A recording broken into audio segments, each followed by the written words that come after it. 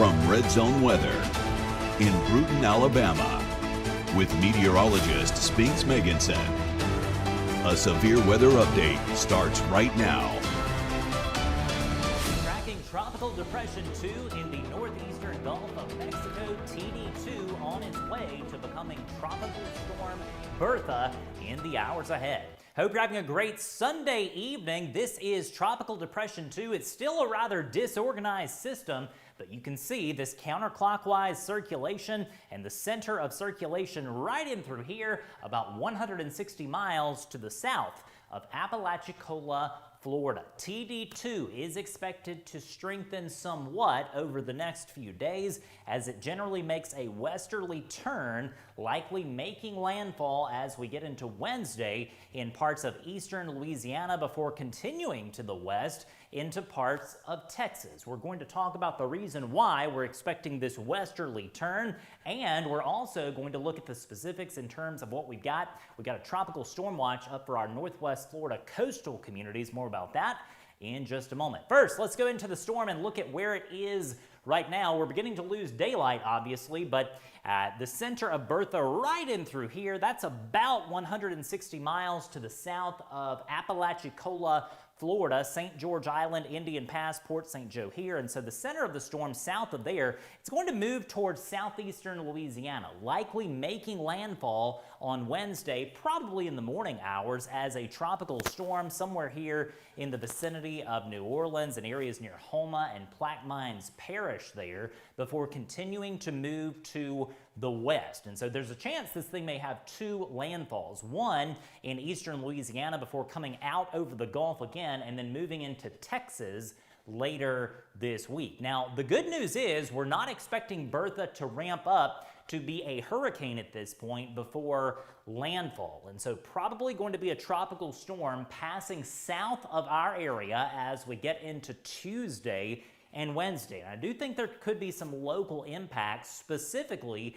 in the form of higher rain chances, maybe some flash flooding if storms train over the same areas, and potentially a low-end tornado risk setting up on Wednesday. So here's kind of a projection. We typically don't use what we call the mesoscale models to forecast the track, but I think this model does a pretty good job of demonstrating what we're going to have around here tomorrow into Tuesday. And it's going to be scattered showers and thunderstorms. We are not expecting an all-day rain event on Monday or on Tuesday. The bulk of the moisture associated with what will be Tropical Storm Bertha likely to happen out here over the northern Gulf. And so the heaviest rain likely to happen to our south, likely helping to mitigate the overall risk of flash flooding. In fact, here's a look at the rain amounts.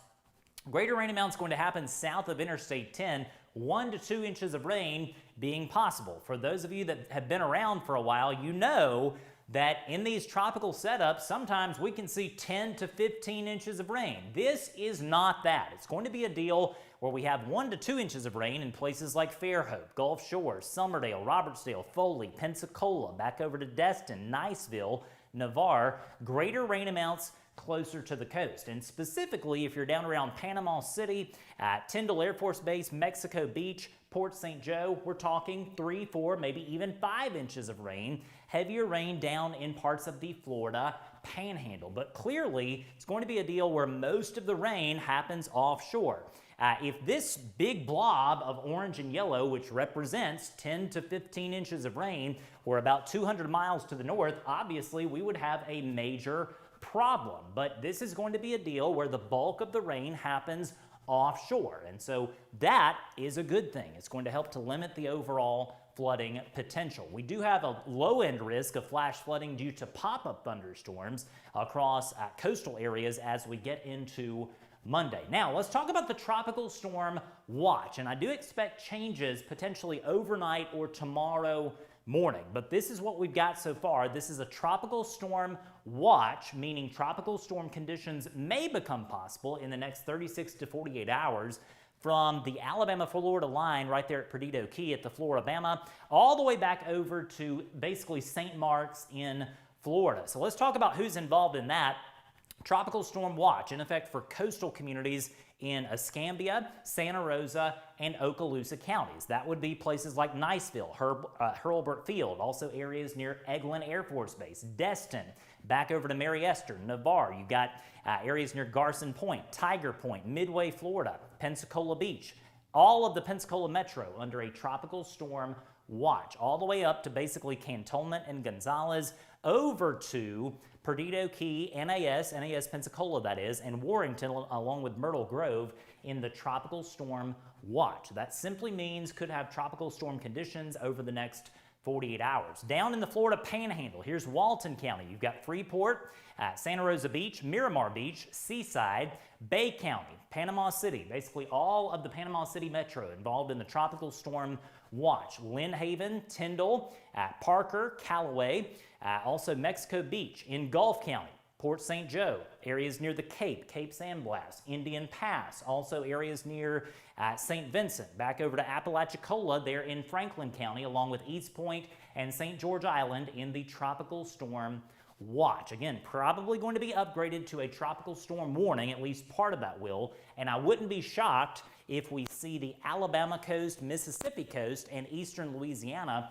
go under a tropical storm watch as we get into tomorrow. Let's talk about impacts for us in South Alabama and Northwest Florida. For the bulk of this, simply going to be rain at times, probably not much more than that. If you're right at the immediate beaches, we could have wind gusts as high as 30 to 40 miles per hour at times on Tuesday into early Wednesday morning. So basically Tuesday night into early Wednesday as the core of what will likely be Tropical Storm Bertha passes just to our south. And keep in mind, we do focus on the cone of uncertainty, not the center. In this case, we're so close to this being what we're going to see most likely. In other words, we're 24 to 48 hours out that I'm pretty confident that this thing is going to pass to the south. But still, the cone is all the way up to Navarre, all the way out in the Gulf. And so there is a small chance that that center of circulation comes up here into our area, but that chance is dwindling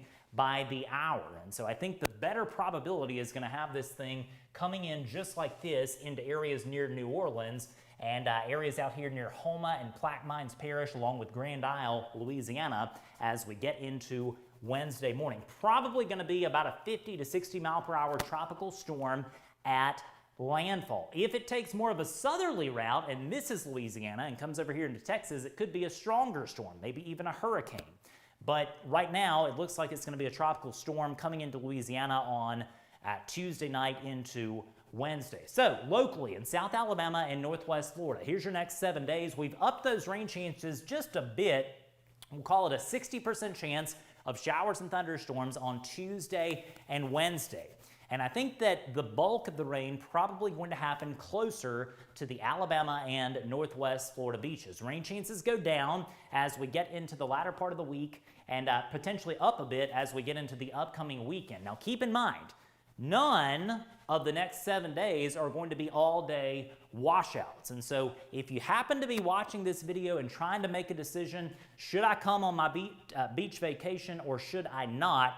The answer is it's all about risk tolerance. Are you willing to deal with some rain on Tuesday and Wednesday? Probably some rain, maybe some breezy conditions at the beaches, but overall probably not much more than that. We will be tracking what will likely be Tropical Storm Bertha when we wake up tomorrow. It's going to be moving to the west, probably coming over here into Louisiana or Texas as a tropical storm later this week. I'll have plenty of updates posted throughout the next few days in the Red Zone Weather app. And of course, my next regularly scheduled video will be posted in the morning by 7:15 a.m. on Facebook and over on X or Twitter, and of course in the Red Zone Weather app. If you've not already downloaded that free Red Zone Weather app, it's totally free for you. You can do that in the iOS App Store and of course on Google Play as well. On behalf of all of us at Red Zone Group LLC, I'm Spinks Megginson saying goodbye for now. I'll see you in the morning around 7:15 a.m. in our next video. Be sure to find us across social media and don't forget to download the free Red Zone Weather app and set up your customized alerts. Please support our Red Zone weather sponsors who make our coverage possible every single day.